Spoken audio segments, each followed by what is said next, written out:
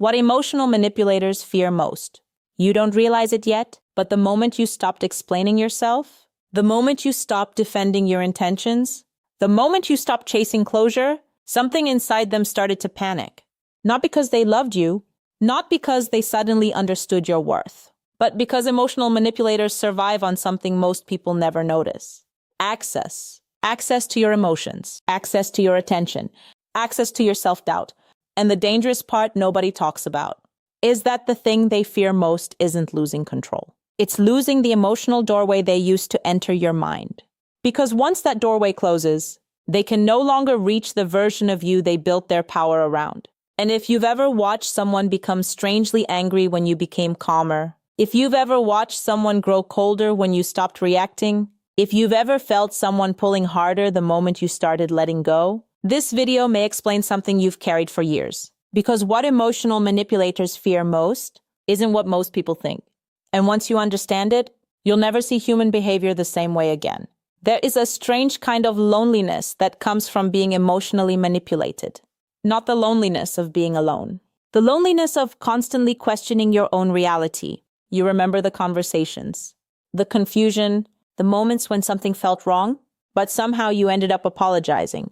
You remember explaining yourself over and over, trying to prove your intentions, trying to show your heart, trying to fix something that seemed impossible to fix. And maybe the hardest part wasn't what they said. Maybe the hardest part was how they made you doubt yourself. Because emotional manipulation rarely begins with cruelty. It begins with connection, attention, validation, understanding. At least that's how it feels in the beginning. Then little by little, something changes. Your confidence starts shrinking. Your emotional world starts revolving around their reactions. You become hyper-aware of their moods, hyper-aware of their approval, hyper-aware of whether they're happy with you. And before you realize it, you stop listening to yourself. You start listening to them. This is where attachment psychology becomes important. Because manipulators often create what psychologists call emotional dependency. Not always intentionally, but consistently. Your emotional stability becomes tied to their behavior. Your peace becomes tied to their approval. And that's when the trap closes. Because once someone becomes psychologically dependent on validation, control becomes incredibly easy.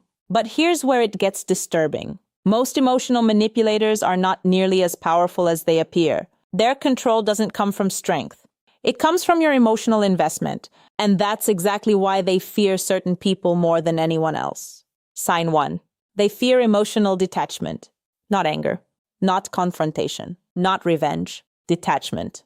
Because anger still connects you to them. Arguments still connect you to them. Defending yourself still connects you to them. Even hate can become a form of attachment. But emotional detachment changes everything. Imagine someone spending years learning which buttons trigger your reactions.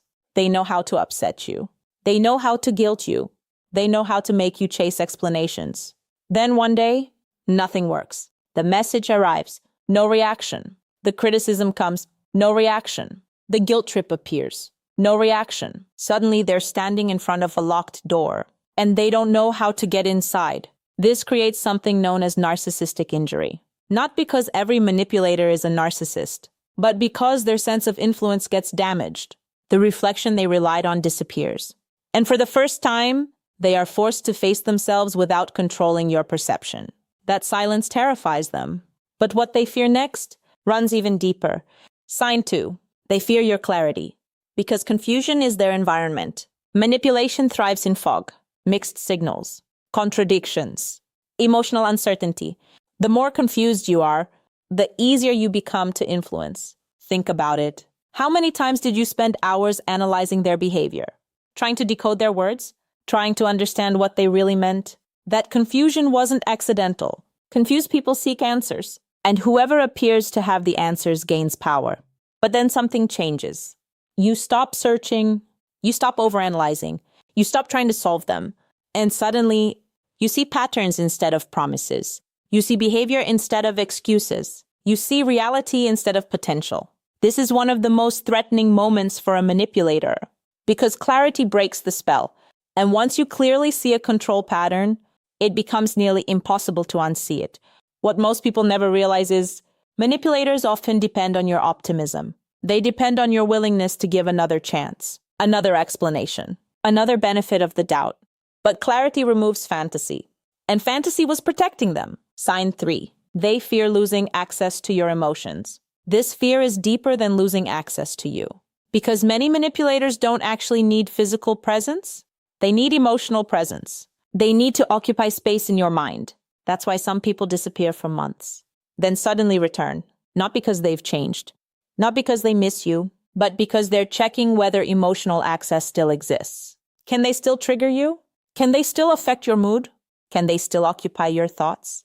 And when they discover they can't, panic often follows. Because psychological dependence works both ways. While you were becoming dependent on validation, they were becoming dependent on influence. And influence can become addictive, especially for people who feel powerless internally.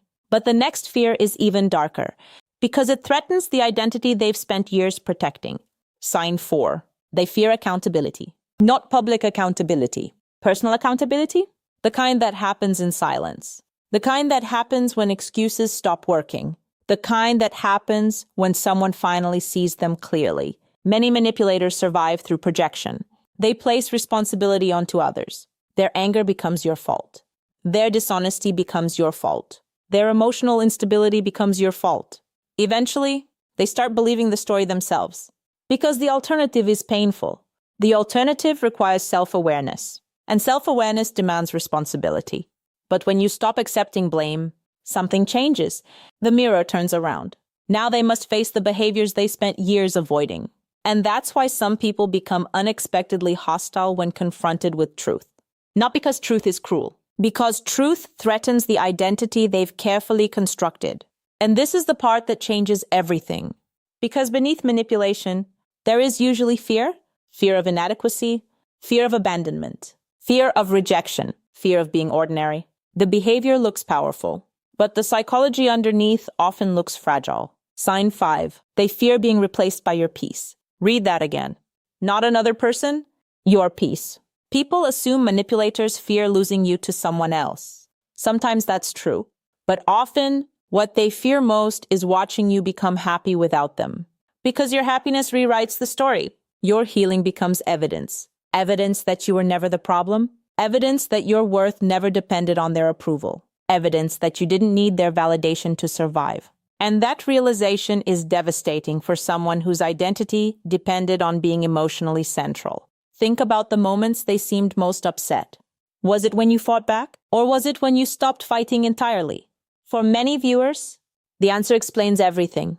Because indifference removes the stage. And without an audience, many control patterns collapse. But here comes the fear they almost never admit.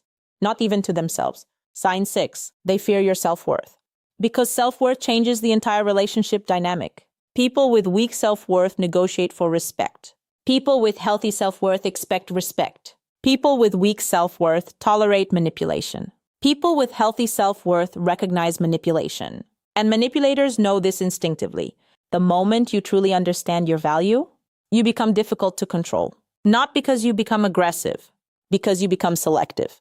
You stop begging, you stop proving, you stop convincing. You stop shrinking yourself, and suddenly, the strategies that once worked begin failing. This is why personal growth sometimes triggers resistance from people who benefited from your insecurity.